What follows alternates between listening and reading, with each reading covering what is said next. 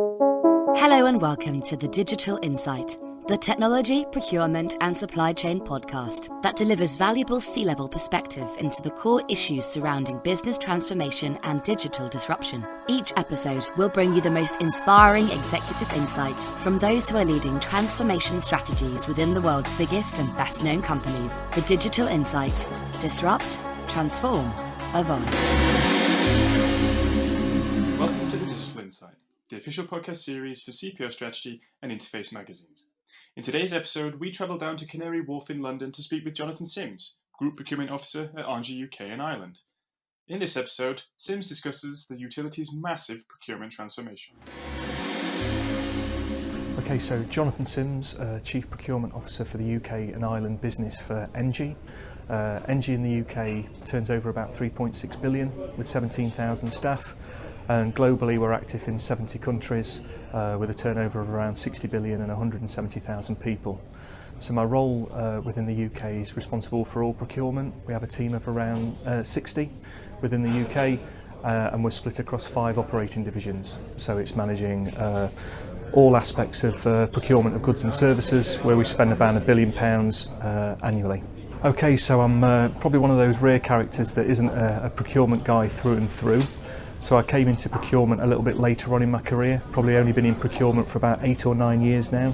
So I'm a commercial surveyor by background, so a development surveyor, where I worked in that field for about 10 years before moving into mechanical and electrical engineering in a work-winning role, which I developed in for about 3 years before moving into strategic business projects for a further 3 years. One of those change programs was around procurement. And then that was kind of a springboard really for a number of increasingly senior procurement roles until obviously I took on this role at ENGIE.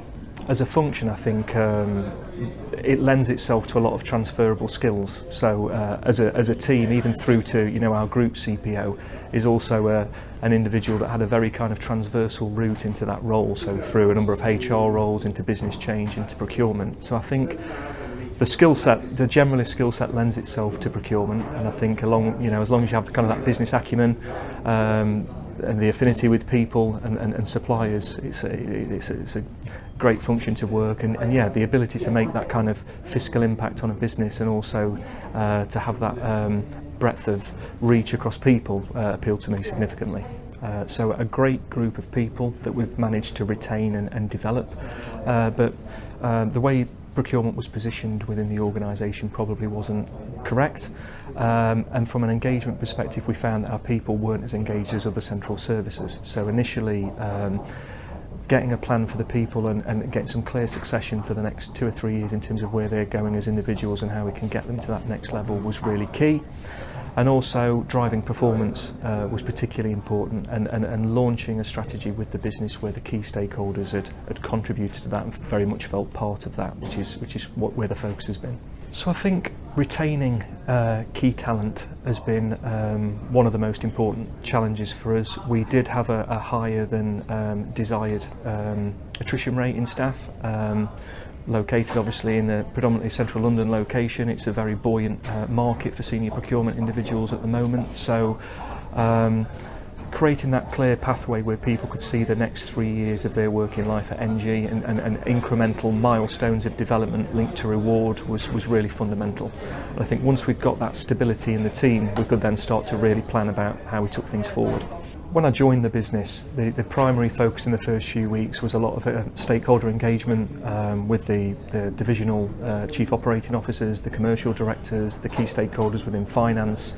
And anecdotally, I definitely picked up the message that they felt a little bit remote from previous procurement strategies within the organisation. So the way that we arrived at the strategy was very much building that as a kind of a transversal cross-functional team, and we had non-procurement execs as sponsors for each of our strands of our strategy, and I think that really helped us get traction and really helped us get under the skin of what the key stakeholders wanted in the business.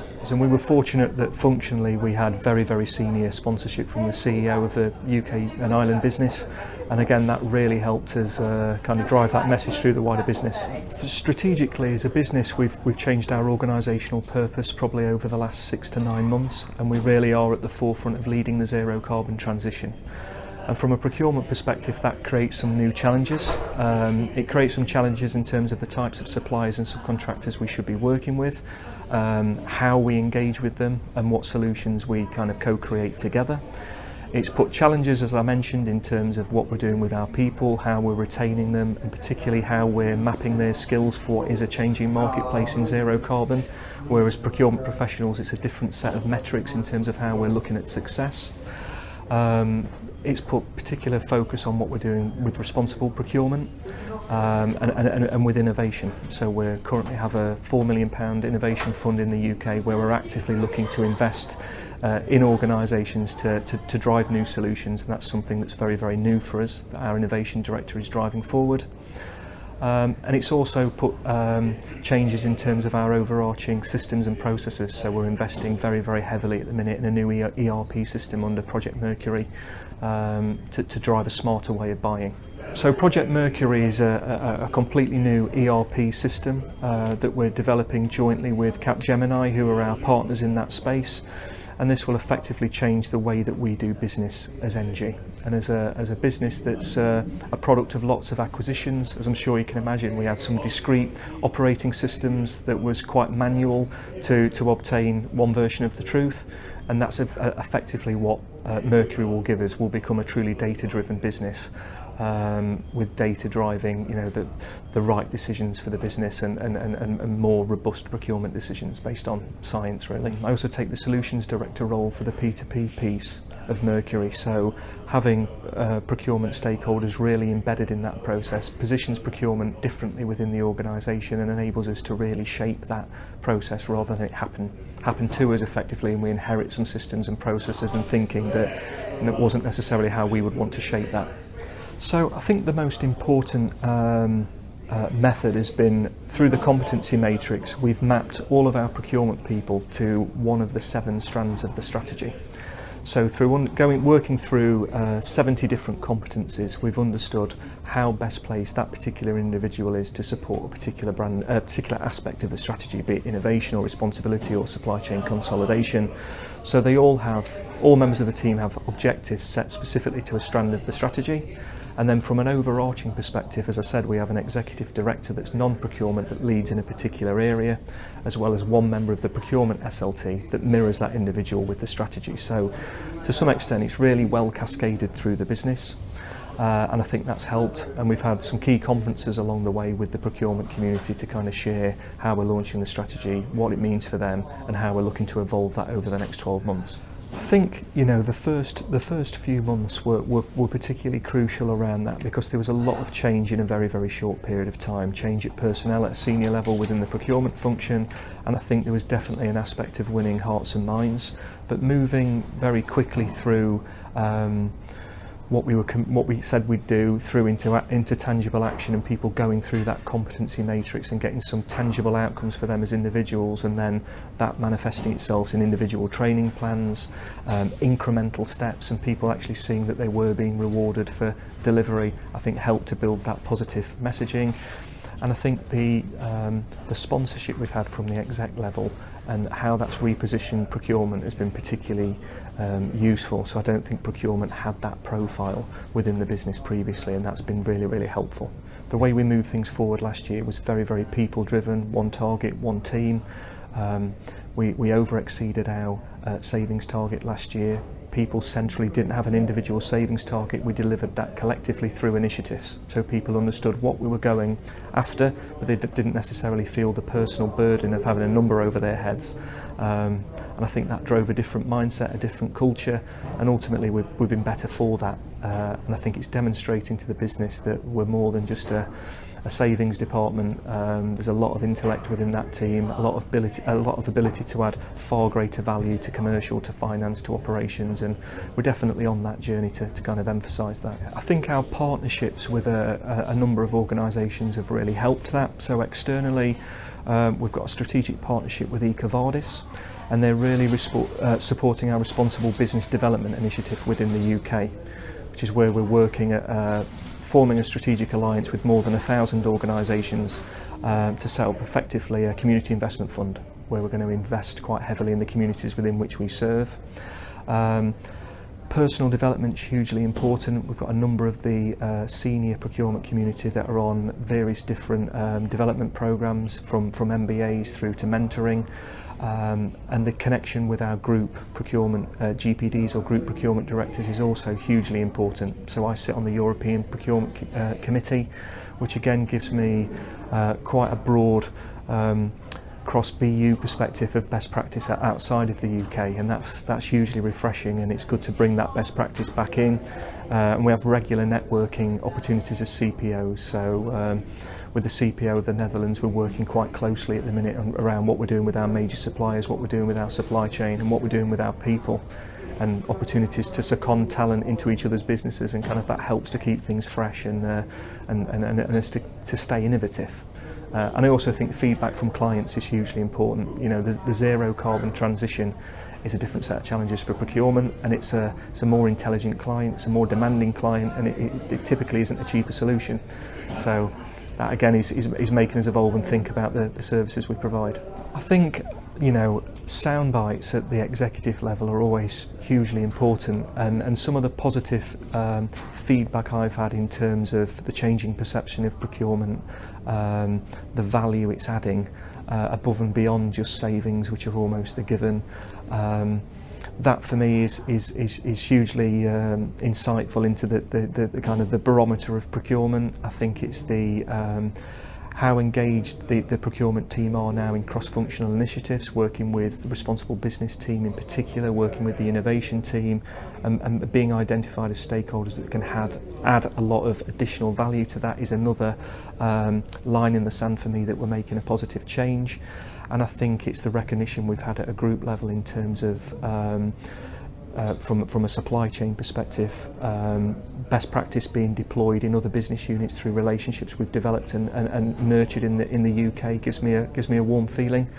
And I think it's the uptake we've had in other BUs with some of our initiatives, particularly around the Competency Matrix, which has been successfully deployed now in Mexico and in our Dubai business. So we're driving initiatives in the UK that are having kind of global relevance and recognition, which is a great thing.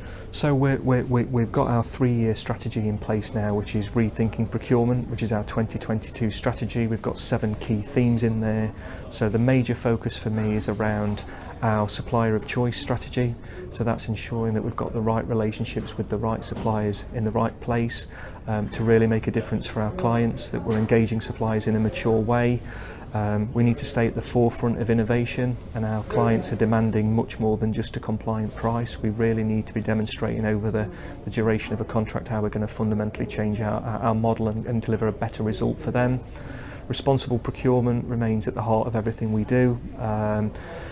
Making sure that we're driving modern slavery out of our supply chain, we're mitigating any risks of counterfeit product or child labour, and we're working with responsible organisations. So our ongoing relationship with EcoVadis is fundamental. Our Mercury change programme will be really pivotal in this year to start to change the way that we buy and enable us to make better decisions. And I think the Competency Matrix that we rolled out last year has created some real expectation in our people. So as a senior leadership team and as managers, we've got a lot to deliver on over the next 12 months to make sure people really feel that those commitments we made last year are being borne out in their development, and that's a real pressure. I mean, they're a great group of individuals, and I think it's probably one of the strongest procurement teams I've ever worked with.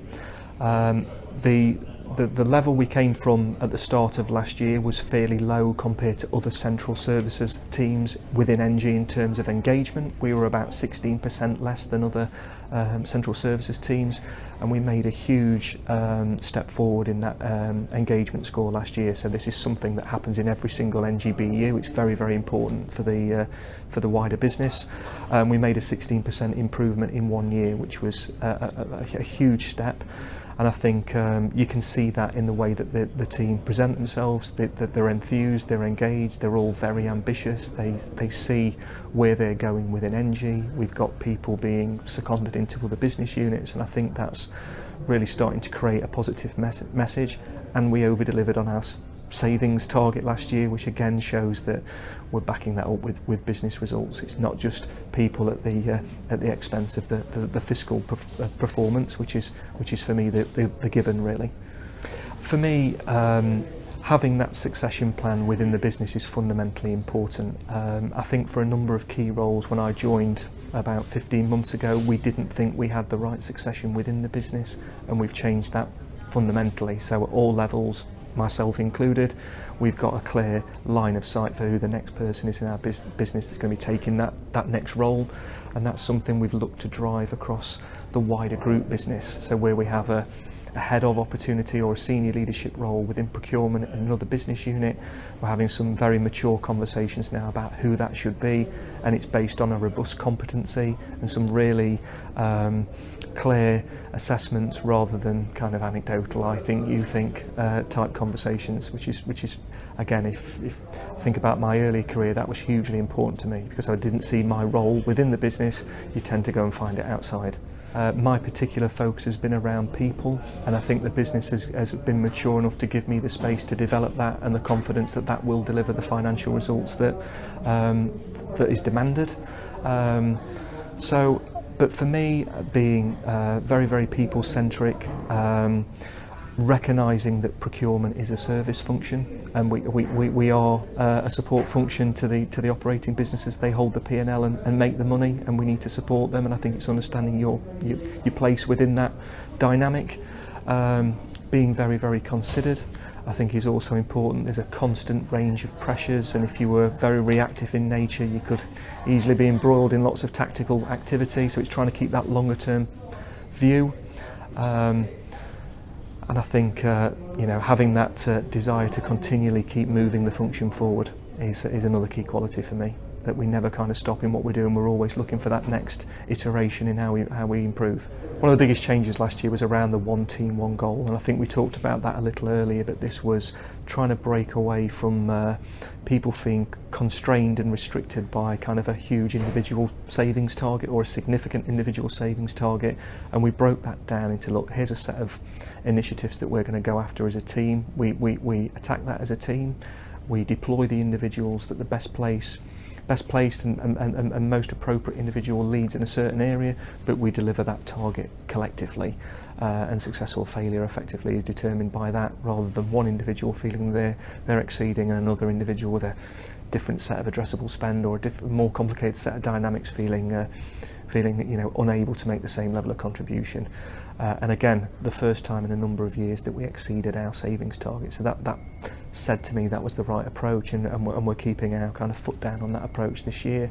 And I think hopefully in the way the guys have spoke to you, that they're more engaged in that method of working and feeling that they're kind of contributing their talents more effectively and more appropriately. But it takes a lot of maturity to do that. Other stakeholders potentially can feel that there isn't the same level of accountability perhaps if you don't have a number apportioned to a particular individual. So we've been quite effective in working through that, but it has been a challenge.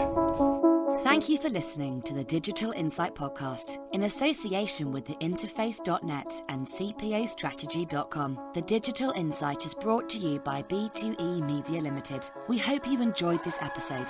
Please remember to subscribe, rate and review. And don't forget to check out our podcast archive at www.b2e-media.com/The Digital Insight.